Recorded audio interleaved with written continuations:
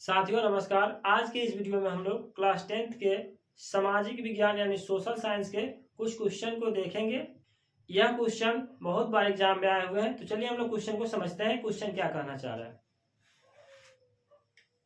पहला क्वेश्चन है कि रॉलेट एक्ट क्या है। रॉलेट एक्ट जो है क्या है, तो यह एक काला कानून था जो बहुत ही खतरनाक था, लेकिन फिर भी इसे लागू किया गया था अपने देश में। यानी न्यायाधीश सिडनी रॉलेट, इनका पूरा नाम क्या था न्यायाधीश का? Sydney Rowlatt.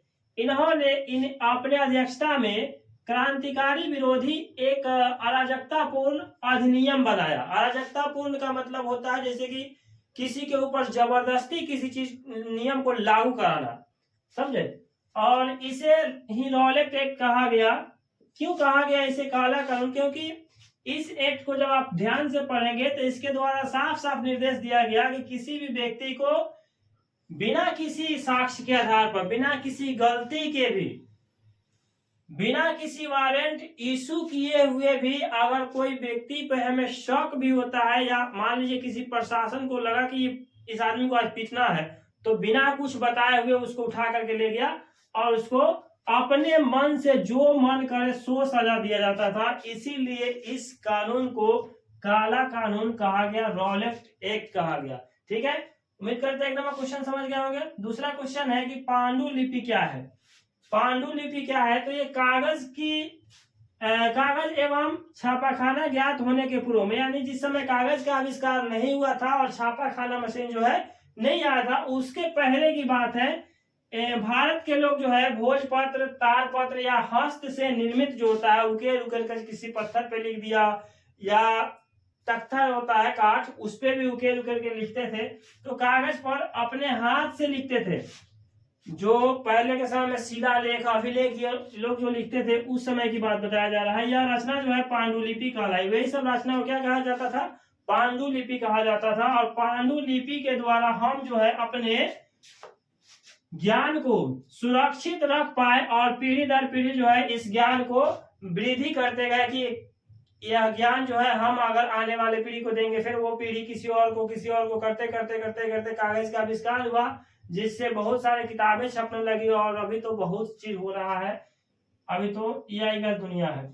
तीसरा क्वेश्चन है कि पूंजीवाद क्या है। पूंजीवाद एक ऐसी राजनीतिक व्यवस्था है जिसमें निजी संपत्ति तथा निजी लाभ की अवधारणा को मान्यता दी जाती है। पूंजीवाद क्या है? यह मुख्य रूप से एक व्यवस्था है, राजनीतिक व्यवस्था है। कैसी व्यवस्था है? राजनीतिक व्यवस्था है जिसमें निजी संपत्ति तथा निजी लाभ के लिए, निजी संपत्ति यानी खुद का संपत्ति हो और खुद का भी क्या हो, लाभ हो, अवधारणा, इसी को मान्यता दिया जाता है। किसमें? पूंजीवाद में। और यह सार्वजनिक क्षेत्र में विस्तार एवं आर्थिक गतिविधियों में सरकारी हस्तक्षेप का विरोध करती है। क्या करती है? सरकारी हस्तक्षेप का विरोध करती है पूंजीवाद। चौथा क्वेश्चन है कि भारतीय लोकतंत्र कितना प्रतिशत जो है सफल है अपने भारत देश में। यानी भारतीय लोकतंत्र जो है अपनी जनता की अपेक्षाओं के अनुकूल है। जनता जैसा चाहती है सरकार, वैसा सरकार लोकतंत्र में बनाई जाती है। जिस देश में भी लोकतंत्र होता है या जो भी देश लोकतांत्रिक होता है, वहां पे लोगों के द्वारा, लोगों के लिए ही और लोगों द्वारा ही चुना जाता है सरकार, जैसे ही भारत में होता है। वह जन सुविधाओं पर ध्यान दे रहा है। अतः भारतीय लोकतंत्र जो है 100% सफल रहा है और हमेशा रहेगा। जब तक यह देश जो है लोकतांत्रिक रहेगा, तब तक जो है लोकतंत्र जो है हमारा देश में लागू रहेगा और सफल रहेगा ये लोकतंत्र।